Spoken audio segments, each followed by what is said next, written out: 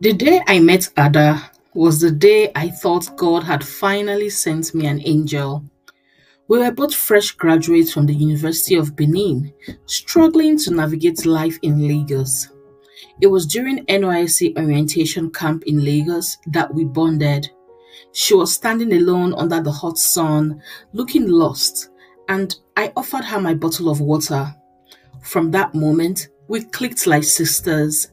We shared stories, laughter, and dreams about the future. I told her how I wanted to start my own beauty business one day and how I prayed for a God fearing man to settle down with. Ada always said she wasn't interested in marriage but believed in helping friends find love. She seemed so genuine, so supportive that I never doubted her for a second. I had no idea that the same woman I called my best friend would later stab me in the back in the most painful way imaginable.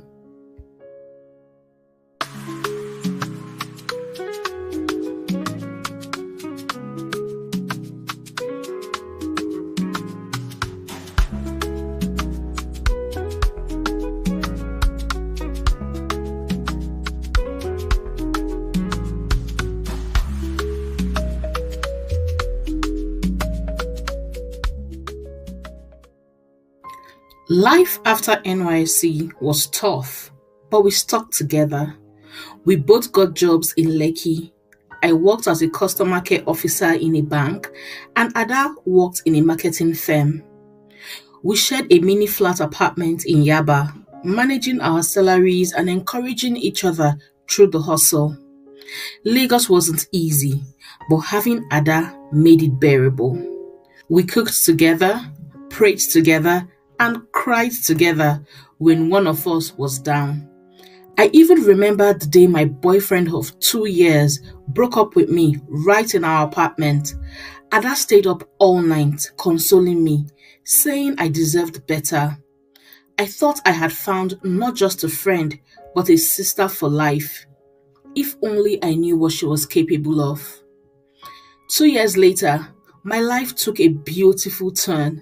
I met Tunde, tall, handsome, kind, and everything I prayed for in a man. He was the CEO of a multi-million naira IT consulting firm based in Lekki Phase 1.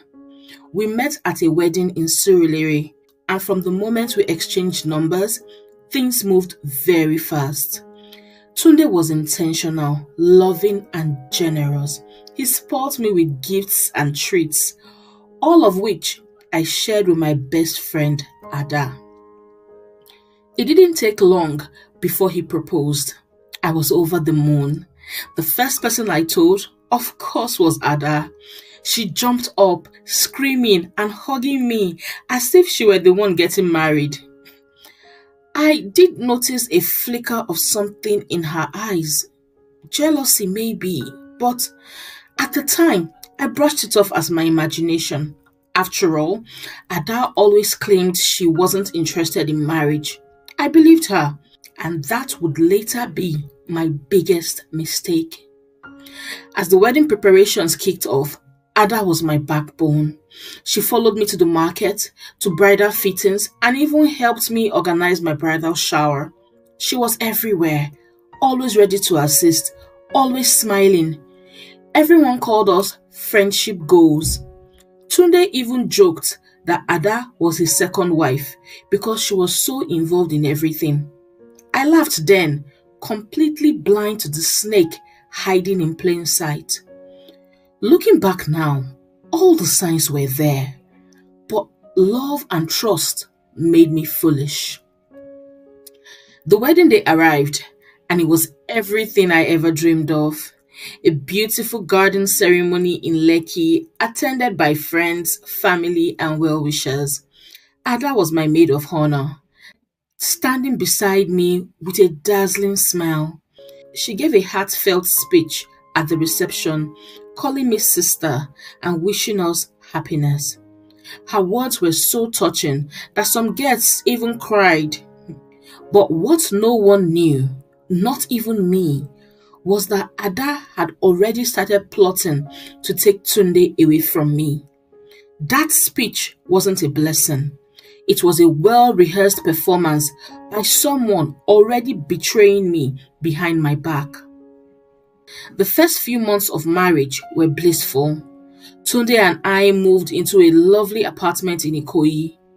Ada visited often, helping me settle in, bringing gifts, and playing the perfect friend. Sometimes, I noticed how Tunde's face lit up when she walked in, but I thought nothing of it.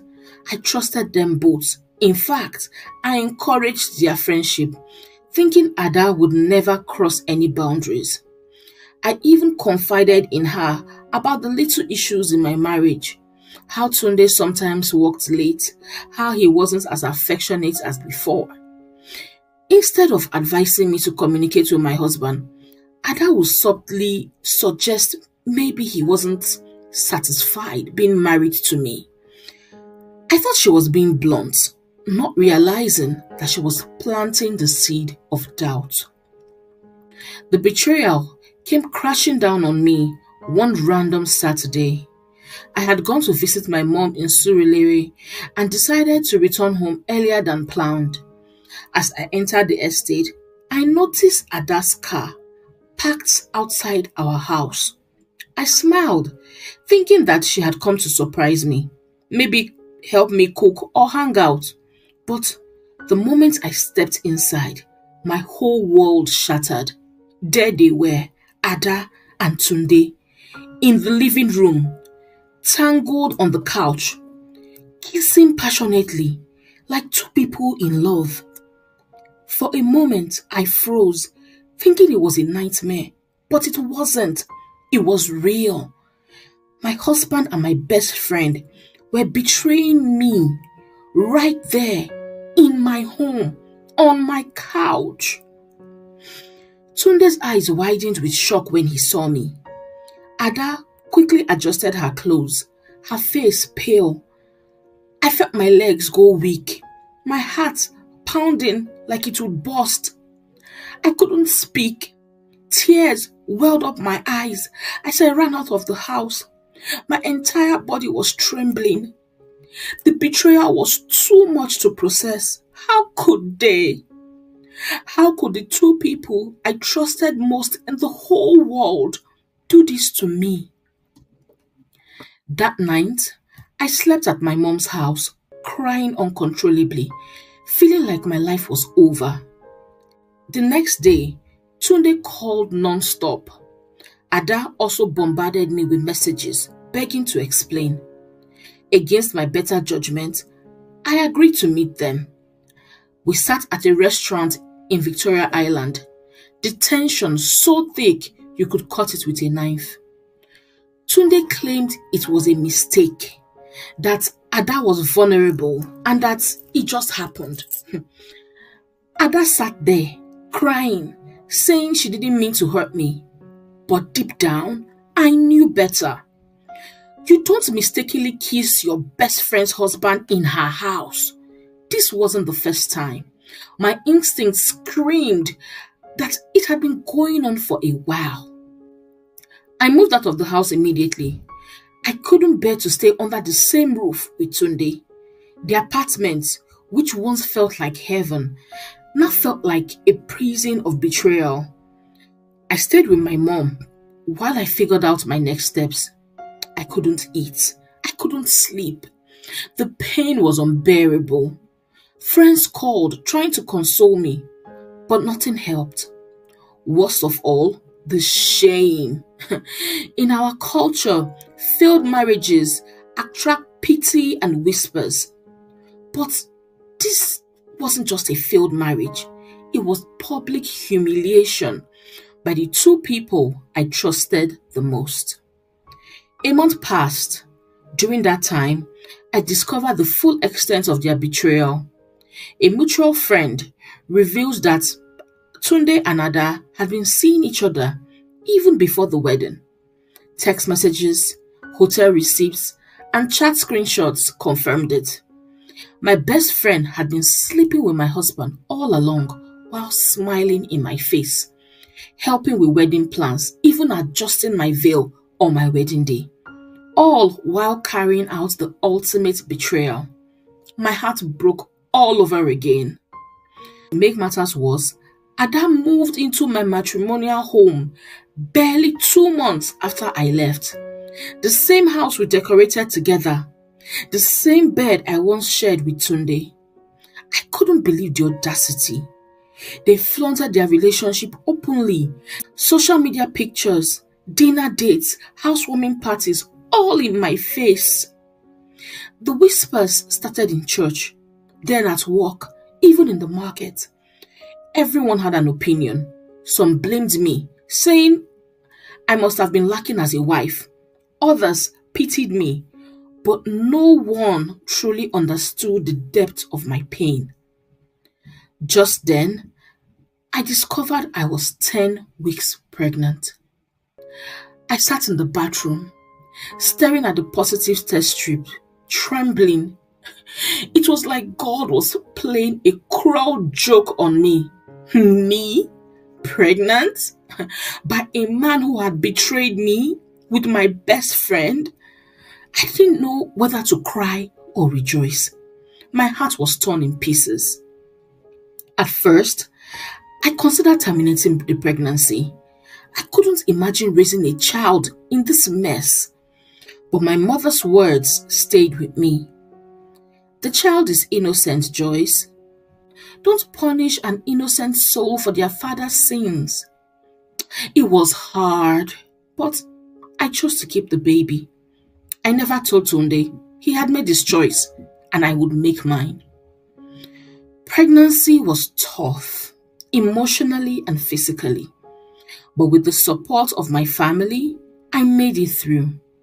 7 months later, I gave birth to a beautiful baby boy, Daniel. Holding him in my arms, I knew I had made the right decision. He was my blessing, my light in the darkness. I poured all my love into raising him, determined to give him a good life, even as a single mother. The years flew by. I built my beauty business from scratch, turning my pain into profit. With God's help and relentless hard work, I grew my brand, gained clients, and even opened a beauty studio in Lekki. Daniel grew into a happy, smart, and handsome boy, the spitting image of his father.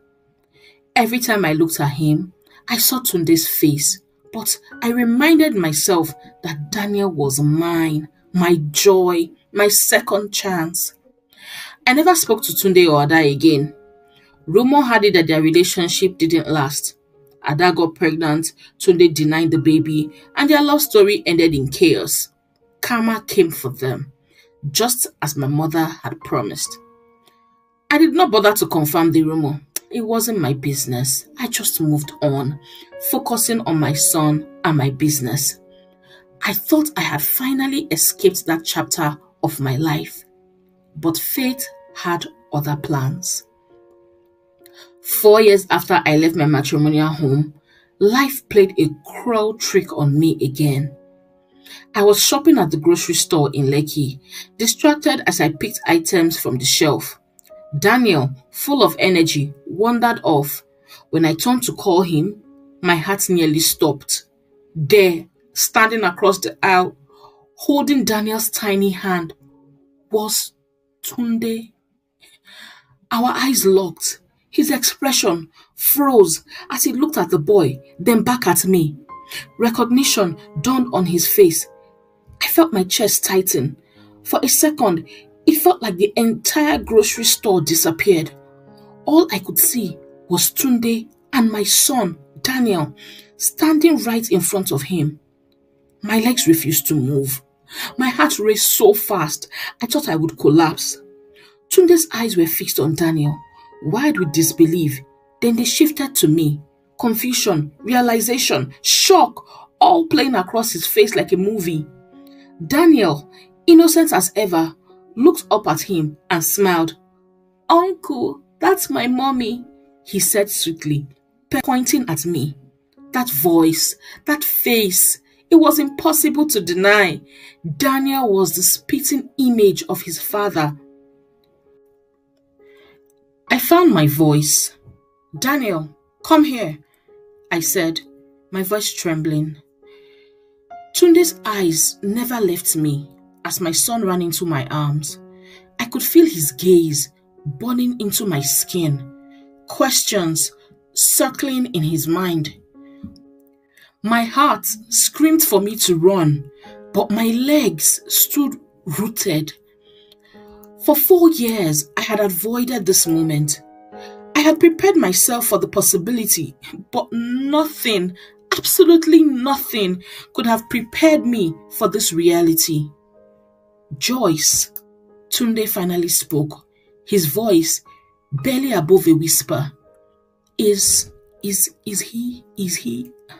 I tightened my grip on Daniel, my eyes narrowing. "It doesn't matter," I snapped, trying to walk away. But Tunde wasn't having it.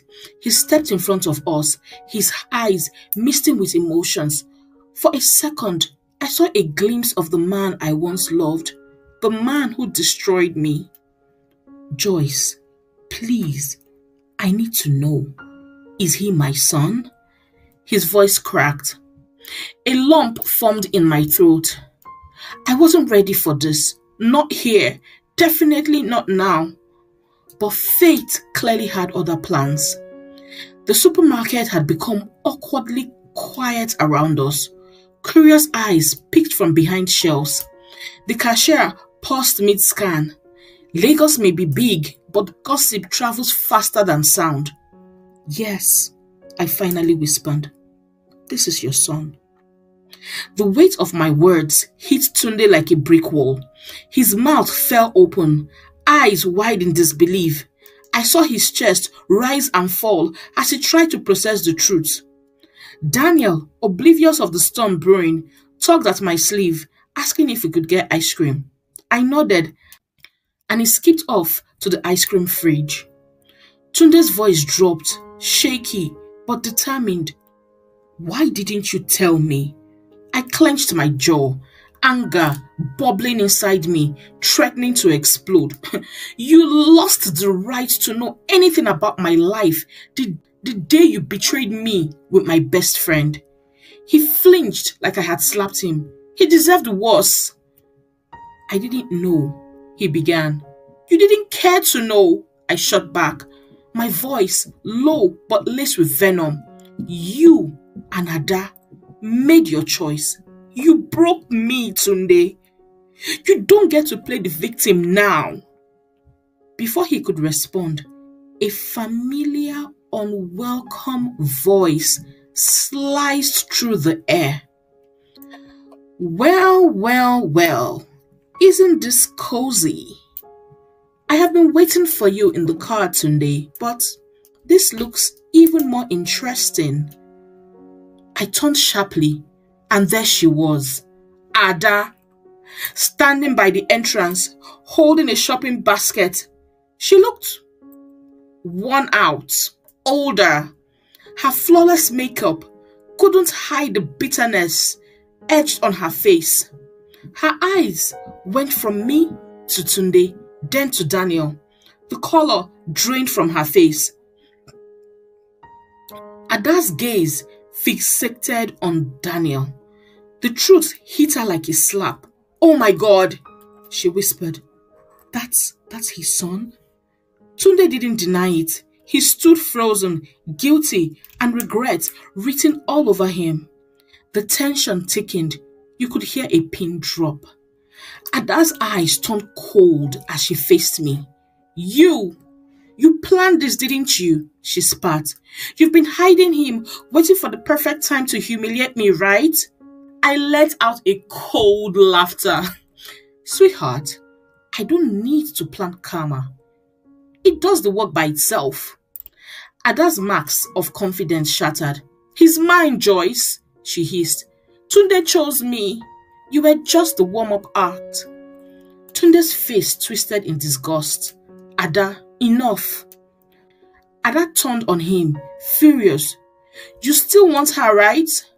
You still want her After everything, you still love her? The air crackled with drama. Shoppers pretended to mind their business, but everyone was eavesdropping. I had had enough. I picked up Daniel and walked past them.